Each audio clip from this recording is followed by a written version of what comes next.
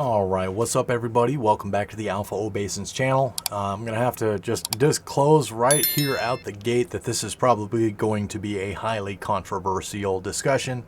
It's gonna be probably pretty heated. I have a hard time talking about this without getting incredibly frustrated.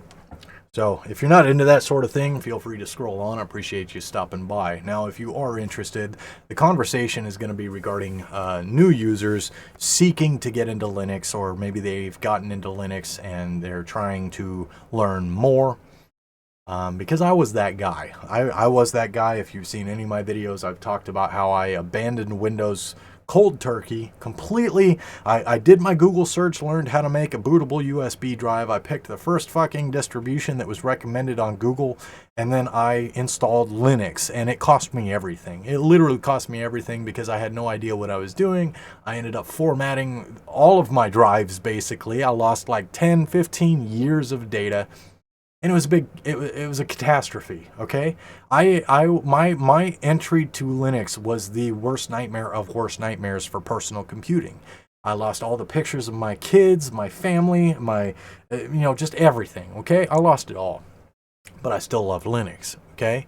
And I'm going to explain why. But, I think that's probably why I get so frustrated talking about this, because I was that guy. I was that guy that went to Google and searched what is the best Linux distro for beginners, and then I'd find some bullshit article like this. And I'm gonna read this first line or two here to you. And those that actually use Linux and actually know Linux are gonna know immediately where I'm going with this. But if you're new to Linux, try to keep up. I'm gonna try and stay calm. I'm gonna try and keep cool, and I'm gonna try and explain why this is so infuriating. Okay? So it says here, they open their article with a statement. It's not even a suggestion. It says the best starter Linux distros are Linux Mint, Ubuntu, and Zorin OS. Now, because I've been using Linux for the past 5 years, exclusively using Linux, I am now considered a power user. I am done reading this article. By the time I read Zorin OS, well, realistically, before I even finish reading Ubuntu, but I give it benefit of the doubt, and I get to this point right here, I am done with this article. Wholeheartedly and entirely. The author of this article clearly does not care about helping beginner users learn how to use Linux. Why? Because Linux Mint, Ubuntu, and Zorin OS, they're all the exact same distribution. They are all Debian-based distributions. The only difference between those three distributions are their custom repositories to support the pre-installed software that was cherry-picked from the repositories, and the desktop environment. Those are the only three differences between those three distributions. So I automatically stop reading now. But when I first started, I was hoodwinked by this kind of material. I was like, oh, this guy really knows what he's talking about. Look, he knows all about Linux Mint and Ubuntu and Zorin OS, Manjaro Linux, Elementary OS. God, he knows about all these distributions. I got to check this out. I'm going to go in here. I'm going to read this. 10 best Linux distros. And I get all excited. And I read about all the beginner stuff and the top Linux distros for beginners. And I start, oh, there's pictures here. Oh, look at that desktop. It looks so cool. It's so new. It's so different, coming from Windows. That looks so cool. It's so much different than what I'm used to. I'm going to keep reading. Oh my God, that one looks even different than the last one. Look at that. We got Ubuntu here. That's cool. Cool, man. Now we got Linux Mint. Look at that. Oh, and that desktop looks different. That's cool. That's cool. We're going to go down to Zorin OS. Oh, wow. That one looks really cool. Now look at that desktop. Zorin OS is so cool. Never mind the fact that fucking Zorin OS and Linux Mint and Ubuntu here are all the exact same distributions with merely a different coat of paint.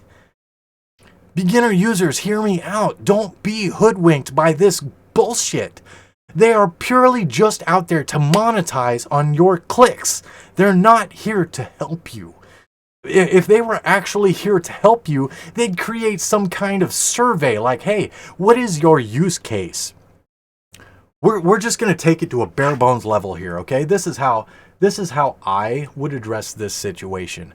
Hi, I'm a new user coming to Linux. I'm interested in coming and migrating to Linux, but I'm not sure where to start. What is the best distribution for Linux? And I'm not even going to start spitting out distributions. I'm going to ask you, hey man, what do you want to use Linux for? What are you going to do? What are you going to use your computer for?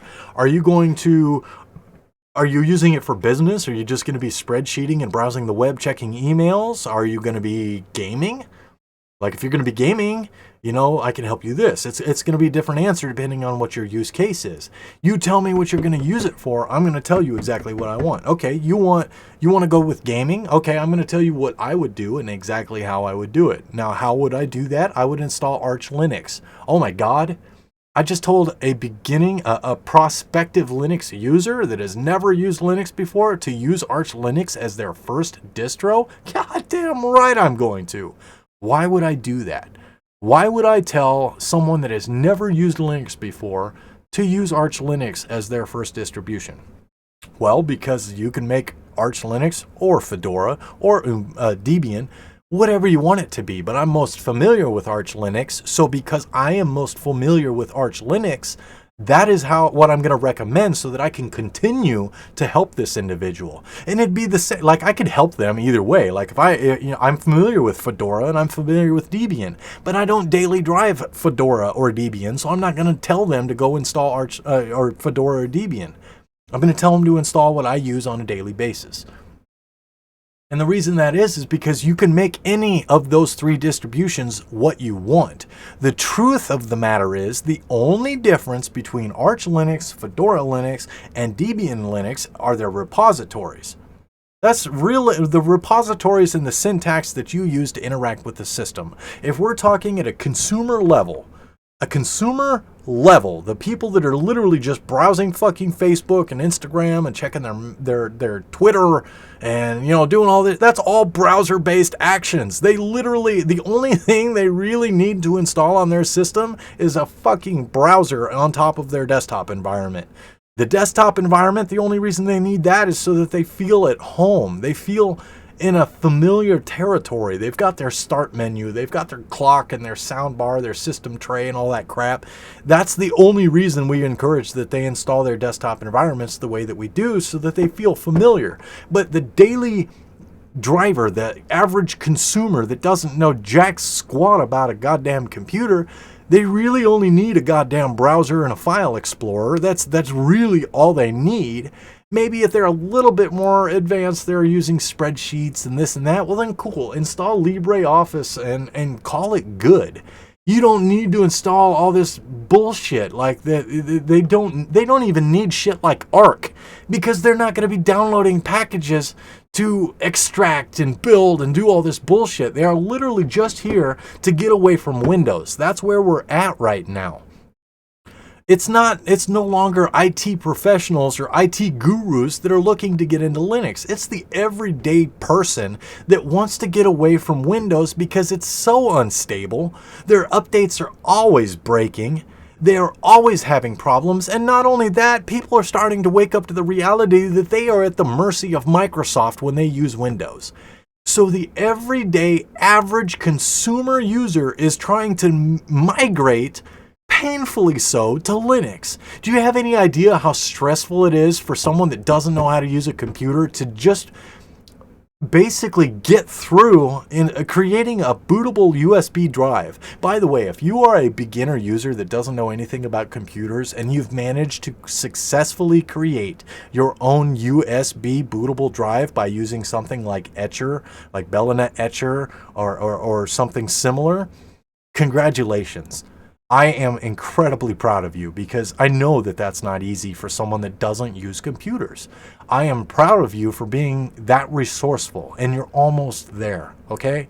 I know that I'm heated, I know that I'm passionate, I know that I'm frustrated in this conversation, but if you are a beginning user, you need to know that I am proud of you, because you're almost there, man. You are almost liberated. You are almost free. You're almost no longer willing, or you're no longer going to have to worry about getting viruses if you open the wrong email. You're not going to have to worry about all the security concerns that come with Windows. You're not going to have to worry about people stealing your stuff, because inherently Linux is more secure. Is it flawless? Is it Fort Knox? No. Are there things that you can do to improve and things that you should do to improve the security? Absolutely. But truth be told, even if you don't do any of the hardening protocols that us power users do, just by default, installing Linux and using it as your daily driver computer, you are inherently more secure than using Windows. That's the truth of it. So I just wanted to get that out of the way, let you guys know that I'm proud of you if you've made it that far, and let's get back on track. So why would I'm going to wrap this up with this. I'm going to conclude with this. Why would I encourage, Arch Linux, Fedora, or Debian? Because you can make it yours. Only you know what you want to use your computer for. Are you looking to create media? Are you looking to use DaVinci Resolve to create badass YouTube content? By the way, I just use Shotcut because I'm lazy and I don't want to produce anymore. But let's say you want to use DaVinci Resolve, some high power Hollywood level video editing software. Maybe you want to get into DeviantArt and share all your artwork, so you're going to be installing Krita. Your use case, you know what you want. So if you can find a user like myself and you say, hey man, this is why I'm looking to get into Linux, this is what I want to do with my computer on Linux, that is going to give me everything that I need to know to equip you to install an operating system based on one of the 3 fundamental distros out there in the Linux world to make it what you want. And not only is it going to be what you want, but it's going to be stable because you don't have a billion fluff packages out there. Any one of them could break. Think of it this way. This is why I use Arch Linux, okay? The Arch Linux motto is keep it simple, stupid. Or better yet, keep it stupid, simple.